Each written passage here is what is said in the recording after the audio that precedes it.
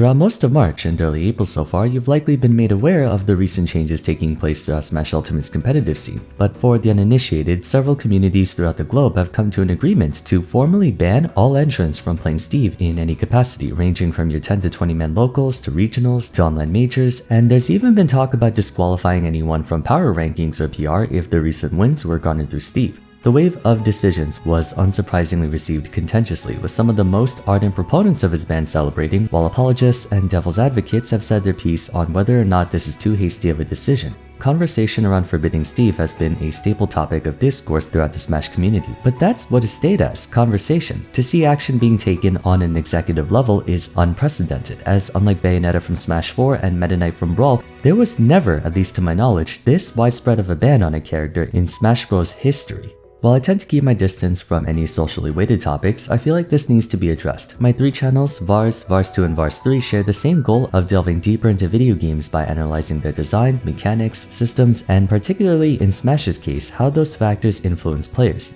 The removal of Steve from officially sanctioned events is naturally an influencing factor, so it's only appropriate for me to go over this. Today, I'll be giving you my honest thoughts on the ramifications of banning characters from competitive play in Smash Ultimate. This will not only apply to Steve, but to any other potential candidates that might get axed in the future. Just a moment though, I have a quick shout out for today's sponsor, Hero Wars. Hero Wars is a fantasy RPG mobile game available on iOS and Android. It's an auto battle title, so for anyone looking for a low maintenance game, you can't find a better one than this. In Hero Wars, you get to form parties of different characters and deploy them in various game modes like the standard campaign where you can level up your team, get new equipment, and skills. Each unit comes with their own set of abilities, cosmetics, equipment, and rarities, so there's a lot of focus around team building. Once you get the hang of it, you can take them into other modes like the PvP arena and Grand Arena where your team can fight against other players' teams. Hero Wars also allows you to fight alongside other players by joining a guild.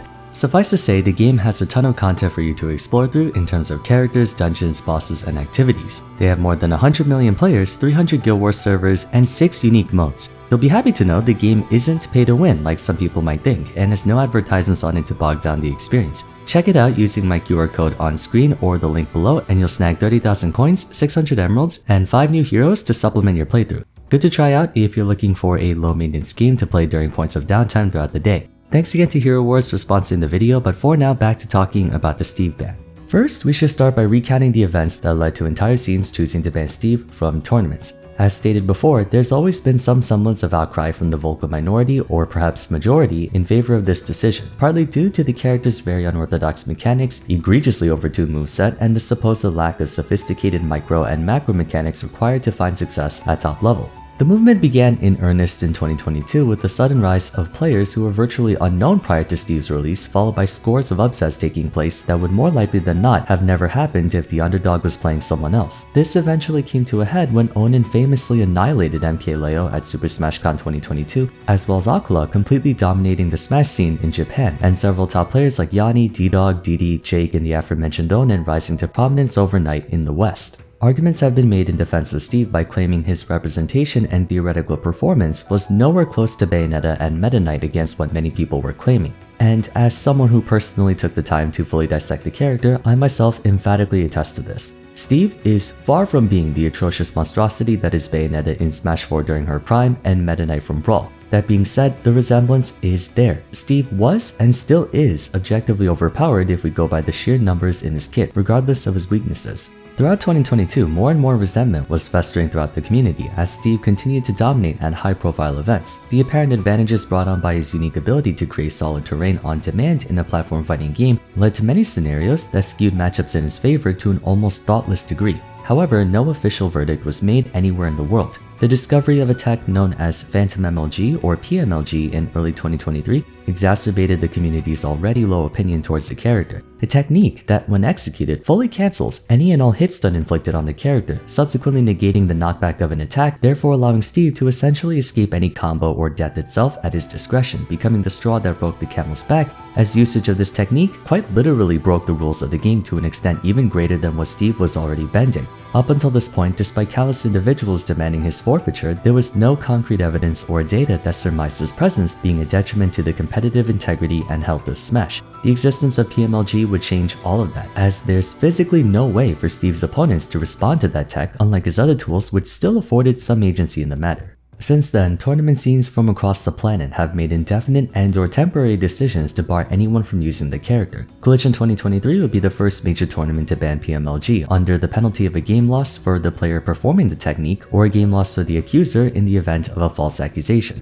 Afterwards, though, the entire character would be denied entry at any Collision Series events, and Coinbox was the first online major tournament to enforce this ban. To emphasize the magnitude of this movement, as of making this video, Steve will be banned from any and all tournaments throughout Australia, becoming the first full-on country and technically continent to disqualify you from playing a certain character. The topic of debate in response to this obviously resolved around whether such action is perhaps too extreme and premature to make. Some advocated for merely the PMLG tech to be illegal, a reasonable proposition seeing as that's what everyone's mostly upset about. A frequent counterargument was the difficulty in enforcing that rule. Noticing PMLG is difficult in and of itself, let alone during a bracket match where both players are likely under a substantial amount of pressure to perform, since there's no visual or auditory indication of the tech being used other than a very small translucent Xbox being shown to let you know that you can't place a block in your current position. This becomes even more onerous to detect when you account for there being plenty of instances where players can simply fall out of attacks and combos either on accident or through SDI. Moreover, policing this rule would be a logistical challenge for tournament organizers, as they would have to manually go through the replay file to confirm or deny the usage of PMLG, which can take several minutes and greatly slow down progression of a tournament, damaging the experience for all players attending, not just the ones directly inconvenienced by this. Hypothetically, if the players didn't save the replay and there was no capture card or external hardware that recorded the match, it would devolve into a he said she said situation. Many local scenes arrived at the conclusion that it would simply be easier to ban Steve altogether than to go through that entire ordeal, and that seems to have worked its way up into majors as well. So there we have it, the whole backstory. Suffice to say, we're now at a crossroads. Alongside the possibility of the Steve ban being too extreme, a number of players voiced concern over the future consequences of this kind of action. Namely, what's to stop the community from banning other problematic characters, such as Kazuya or Sonic, who also received comparable amounts of backlash? That's another topic for discussion. But for now, let's get to the part where I actually voiced my own thoughts on the matter, beginning with my own personal statement on this. I am against the Steve ban. Don't get me wrong, I hate Steve as much as the next guy, but I also feel like banning the character comes from an egregious lack of foresight. In other words, for such a drastic decision to be made on a global scale, they're being far too hasty and need to think things through. Prohibition of anything in any competitive game carries a considerable amount of weight and should not be taken as lightly as the Smash scene is with Steve. If and when you inevitably reach the point of having to decide what to do, there are 3 questions that must be answered. The first and most important, what are the implications of the target of a ban should it remain freely permitted? In this context, the answer is that it grants the Steve player an insurmountable advantage by practically nullifying the effects of their opponent's moves. Combos that are true on everyone else in the cast is not the case against Steve. Attacks that are otherwise fatal can be survived, artificially extending the lifespan of Steve by an infinite amount, as they can PMLG out of death even at 999%. The ability to immediately attack out of PMLG also turns an otherwise favorable advantage state for Steve's opponent into an extremely dangerous risk. It doesn't take an expert to see the potential ways this can be abused. Having answered the first question, let's move on to the second. What are the implications of the target of a ban if said ban is now implemented? In this context, there is no chance that a match can be compromised from PMLG. That's the positive consequence of this, but there's a negative consequence that many are not properly taking into consideration. It alienates a portion of the player base who pilots that character. Smash Bros, like any fighting game, entails a vast amount of complexity. Layers upon layers of mechanics, game knowledge, and experience that a player must acquire, nurture, and train as they strive to continuously improve. It's not something you can just pick up overnight. This, of course, applies to competitive scenes outside of fighting games. I'm by no means trying to establish a hierarchy of which games take more time and skill to master, but the skill floor in fighting games is far more elaborate than, say, a trading card game like Yu-Gi-Oh! Yu-Gi-Oh! Routinely features cards being added and removed from the Forbidden and Limited list, aka the ban list year-round. What was once a top-tier meta strategy or engine may be completely disallowed a few months later. Understandably, this can come off as drawing to players looking to compete in Yu-Gi-Oh! As they might invest hundreds of dollars in acquiring the necessary cards. But it's not beyond the realm of possibility for someone to pick up a tier 0 deck in a few days. There's a lot less nuance to a Yu-Gi-Oh! Match than a Smash one, since it really boils down to whichever player successfully pulls off their combo first. For Smash, you can't just bust out the old Benjamins and spend a few weeks to master a character. It's a lifelong process. Prominent one-tricks like Fatality, Light, Ludo, Sonics, and many more have dedicated years of exhaustive experimentation and exploration of their characters, spanning not just Ultimate but Smash 4 and even Brawl to get to the point they're at. It's not something that you can just jump ship off of and find something else. Some might try to reinforce their stance on the matter by saying that only further proves the point that Steve is a problem when he's only been out for like 2 years before murderizing everyone in his path. True, but my argument still stands. By banning Steve, and by extension anyone, you run the risk of invalidating all of that time spent on the character, thus disillusioning them from the competitive scene, which we're seeing right now. Many Steve players are straight up quitting. Smash Ultimate in particular has made a name for itself as a grassroots community, one where anyone, regardless of where they come from, is given equal opportunity to demonstrate their skills. Gatekeeping players is a slippery slope that can cause more harm than good if not done so with utmost consideration. The third and final question, what are the available courses of action we can take to address this problem? The obvious and easiest one is to get rid of the problem entirely, but it's often the wrong solution or should only be used as a last resort. Banning Steve to deal with PMLG is to me the equivalent of burning your house down to kill a spider. The collateral damage is too great for it to be worth it. An alternative has been presented, just ban PMLG while allowing Steve to continue as is. Again, that poses a logistical challenge for TOs for reasons I mentioned earlier in the video. And while that is in fact a valid point, the stringent need to police every match involving Steve comes from the expectation that every Steve player is deliberately endeavoring to abuse PMLG to their advantage, a very loaded assumption to make that falsely indicts a group of players. Despite all the exposure the technique has gotten, there's been hardly any instances of the tech appearing throughout following tournaments. Unless I'm mistaken, not a single accusation was made throughout the entirety of Collision 2023, and if there were any, it probably had no lasting consequences on bracket progression. Otherwise, you know for a fact it would have exploded on Twitter.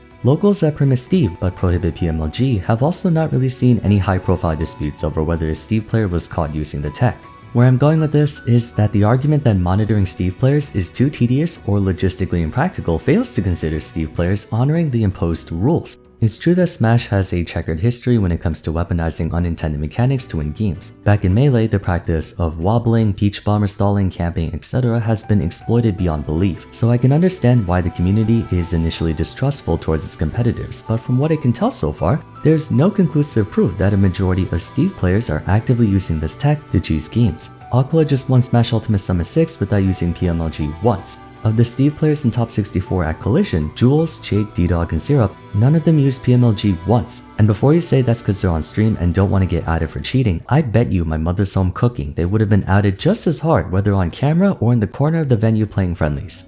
My point is, players will do everything in their power to win games, that's how competition is, but that doesn't necessarily mean they're willing to cheat to win games. PMLG is for all intents and purposes cheating for the simple reason that opponents can't do a single thing to stop them from gaining advantage out of it. Camping? While dangerous, you can do something to stop your opponent from camping. Wobbling? Ices have to first get their hands on you. You can tailor your playstyle to avoid getting grabbed even though that disproportionately skews the onus against you. Peach bomber stalling? Okay, maybe that one you can't do anything about unless you're Jigglypuff or something, but you get the idea. PMLG is blatantly cheating, and Steve players are fully aware of this. Those who intend to take the game seriously enough to go to big tournaments and whatnot would not be stupid enough to jeopardize that just to use the technique once or twice. And it's not something you can do by accident, it requires a premeditated input to pull off. So the Steve player has to purposefully look to use a tech. If it happened by accident, it would have appeared much earlier than 2023. Another possible avenue would be to allow individual character bans. For example, in League of Legends during Champ Select, you're allowed to personally ban one champion, typically whoever you dislike fighting the most. But for League, it's commonplace for most players to have a pool of half a dozen to a dozen champions.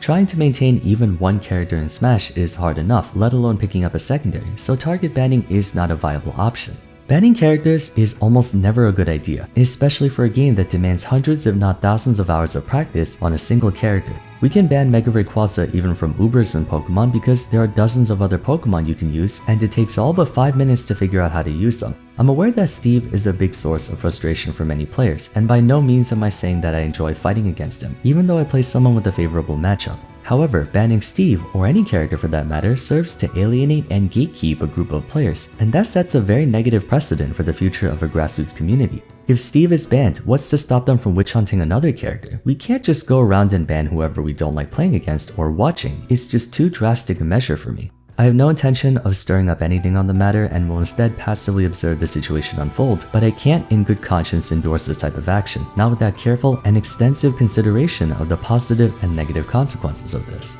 Bottom line, Steve should not be banned. There has to be a better way to resolve this. That's about all I have to say for today. Hope this was insightful to those who needed it and entertaining to those who wanted it. Let me know your thoughts on the Steve ban in the comments down below, whether you agree or disagree with my points. But aside from that, if you enjoyed the video, please be sure to leave a like and subscribe. I really appreciate it. Consider following me on Twitter at Vars, joining my Discord server, and checking out my other discussion videos if you haven't yet. For now though, thanks so much for watching, and I'll see you again soon in the next one. Take care.